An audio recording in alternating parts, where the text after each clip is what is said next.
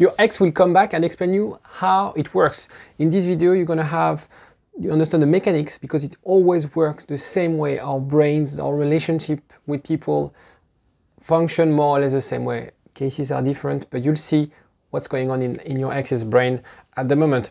Understand how they work, those mechanics, and the most important thing is to check whether you're doing the right thing right now. Because at the moment, you're not sure what to do, you might be testing things and trying things out. These might not be the right things to do right now, so we're gonna cover that. It's gonna be a very dense video with lots of content, so maybe take a notepad to write some notes. Let's get to it. Before I do, just to remind you to subscribe to the channel. It will really help the channel grow. Comment if you have any question, it's totally free. And if you are not sure whether you have any chance to get back with your ex, take the quiz. It is totally free and it takes 2 minutes. I left the link in the first comment of the video. So, first of all, maintaining contact is like being together. What I mean by that is that I know after a breakup, the first thing you want to do is to call them, is to like their post, is to talk about your ex with your friends, also listening to your friends about your ex. This is what you want to do because you've just lost the most important person in your life. And you don't want to lose that contact, you don't want to lose that connection, and this is normal. However, by staying in contact with them, what you're going to create is that you're going to create a status quo where you're still together, but in their head, they are not together. And it's very important because as it feels like being in a relationship, they can't really experience the breakup. They have the best of both cases. They are decided to break up, but they still have you. So, and you're suffering because you are just lose-lose. You don't have them and you have to face being with them or being around them. What it would also make them feel is they would feel as prisoners. They decided to break up with you, and now they are sort of in that prison where you keep them around. The only thing prisoners want to do is to escape. So it's really important for you to understand that. Really reflect on this. Have you or are you actually keeping your ex prisoner? And I'm not saying you're doing it because you're stupid or because you're possessive or things like that. That's normal. You want to keep your loved ones next to you. But in that specific situation, this is unproductive. So now you have to understand the let go stage. And this is probably the hardest thing to do, but the most efficient thing to do. It's a difficult stage because you see your ex on social media, ex on Instagram, you might have friends in commons. Worst case, you work together and you bump into your ex constantly at work. It could be neighbors, so you can see her or him very frequently. But accepting to let go is the only way to get back better. It is the only way. It is the only way. I can repeat it 10 times, but it's so important. Bear that in mind. If you're struggling with that, feel free to comment. I'll be more than happy to help you out and find techniques based on your case. But it is so important. And we're going to see later on why it is so important in that specific case after a breakup. The thing I want you to be mindful of is your friends. Friends, they like you, they care for you, they want to help. However, there are few cases where having them to help you out is not productive. So I use the image of a flying monkey. It's a psychological concept where the person wants to do good and will be the messenger of things to your ex. But the message will be distorted or would be different. And sometimes that person would also reflect their own experience of their relationship. And they might be really trying to help you out, but what's their experience of relationship? What's their experience of breakup?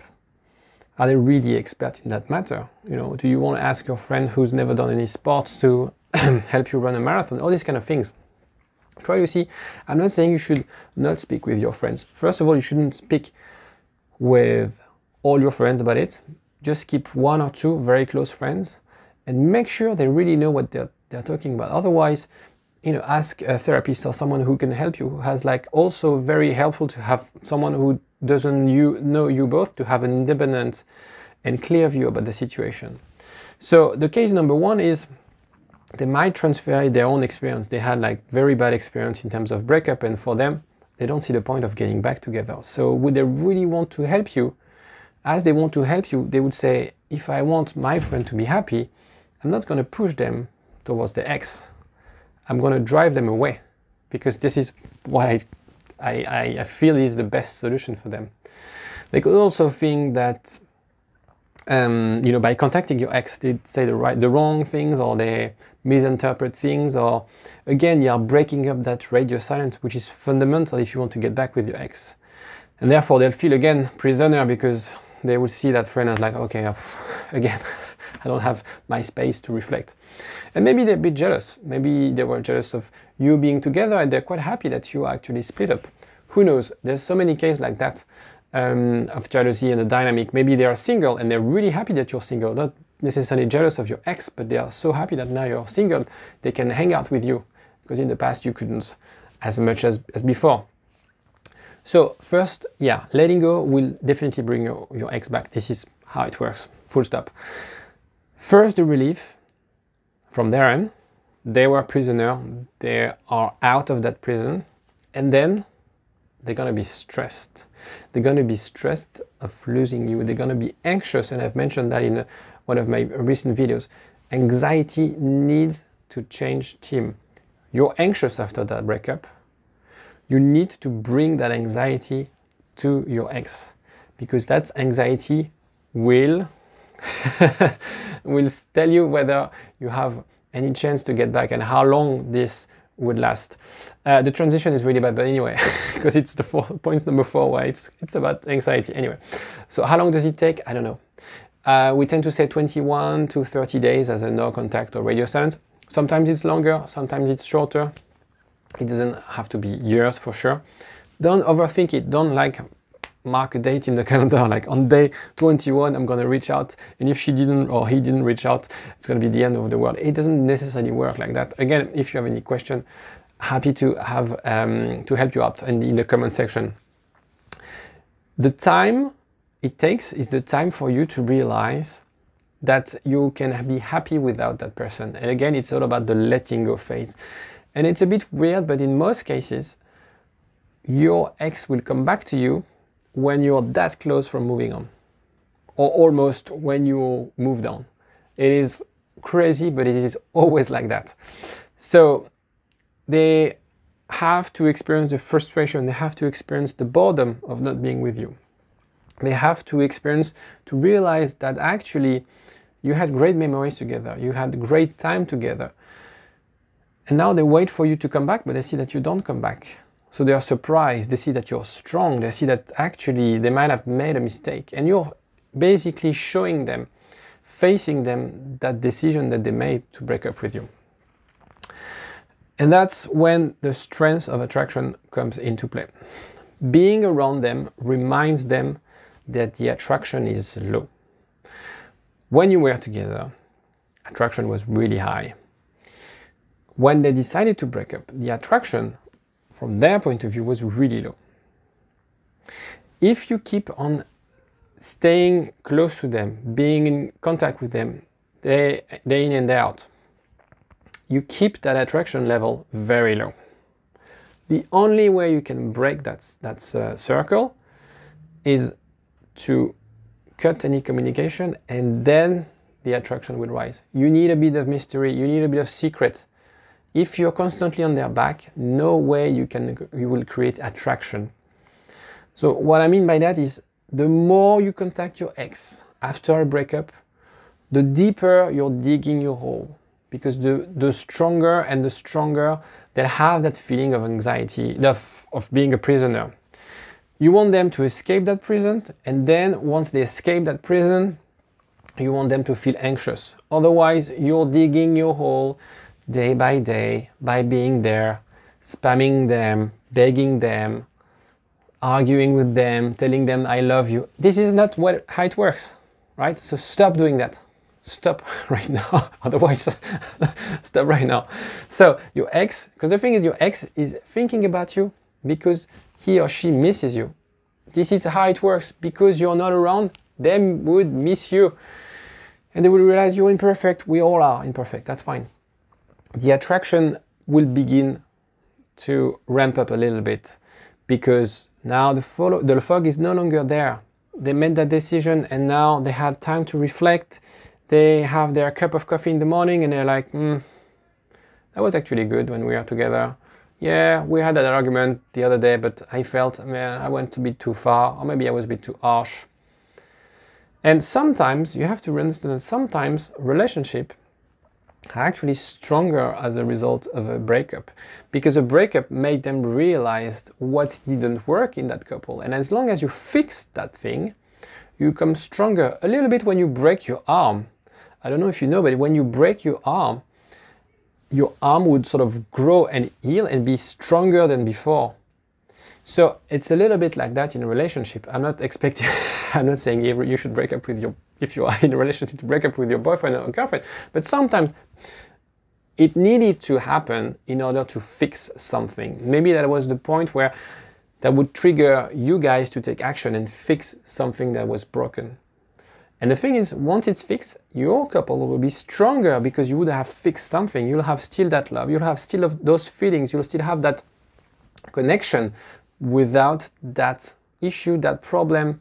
Maybe you weren't sharing the same vision, the same habits or things in your day-to-day life that needed to be fixed. Once it's fixed, everything is green lights. You have to go for it. So this is so important to understand for you, that actually breakup is not necessarily a bad news. It could be actually the best news for you.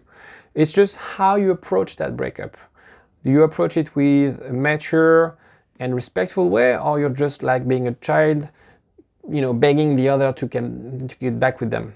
Okay? So important.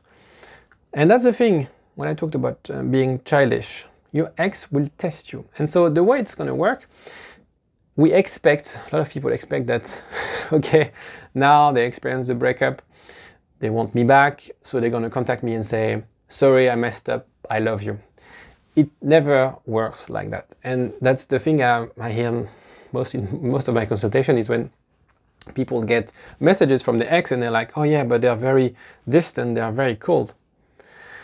First of all, then whenever they contact you, they just check if you're still interested, if you've changed, if there is still any mystery, because you still need to use mystery. Mystery is what would create attraction. But in that phase, they'll test you. They were lazy, didn't have a job. Do they have a job? Are they motivated and do things like that? Are they still interested? Are they still eager? Are they still on the hook or not? What's going on in their life? They want to assess these kind of things. The other thing that they really, really fear is rejection. They made the decision to break up with you. They made that effort to come back and ask how you are. And they are scared because they don't want to lose face and like being rejected from, right away. So they would do it gradually. That's why they never say, sorry, I messed up, I love you, let's get back together. They will do it gradually and they will test you along the way. So to test them, to test the future relationship and to avoid remorse, because they were going to say, okay, I made that decision. Maybe I was not so sure. In most cases, they're not sure when they make the decision to break up. I wasn't so sure. So I'm going to because I cared for that person, so I'm going to check how he or she's doing. And they'll contact you and they see like, actually, maybe you had that wrong image. Actually, he or she has changed. Actually, he has an exciting life. I want to be around that person. And this is what's going to trigger them to be attracted day by day. And again, do it slowly, don't rush things. If you see that they're starting to get attracted to you, don't say right away, okay, cool, now let's get back together. Do it gradually. You've been together for months and years. Your recovery can take months, it doesn't matter. As a result, remember that broken arm, you'll be stronger. So move forward slowly, smoothly. even if they hurt you, even if they blocked you, because you want proof to, but you don't want to be too harsh, okay? So just be mindful that if they make that first move, they're not just trying to check whether you're on the hook or not. So you have to be very clear and upfront about what are your expectations. Not necessarily on the first contact, not necessarily when you have your first call after the breakup, but it's very important for you to really, really ensure that you're not staying in that friend zone for too long. And I've done some videos on the friend zone. And yeah, so last one, I think, when both have passed the test, because it's a test. You're testing them, they're testing you. Congratulations, yeah, Dwight, you can get back together. And then after some time, long discussion, not too much, not too little, let them make their way. They're gonna come back naturally to you because they made that decision. You regain control by doing that radio silence. They suffered that void. Now they realize that things will be different. They realize that it can work with you guys. And yeah, so the key takeaways. Don't bet on your friends to help you out, because it's not that they don't have any bad intentions, but they don't necessarily know what to do. Create attraction with distance. It's the only way it works. The only way you have to, you must create attraction is by doing that radio silence. Because distance would create anxiety, and this is what would drive them to have that force and have that energy to move towards you. And accept the other when they come back. Don't be, okay, you hurt me, I want this from you because you hurt me so bad, I'm mad at you. No, accept them for who they are, nobody's perfect. And smile, it's gonna work. It's gonna work. Okay, cool. Take care of yourself, I'll see you next time.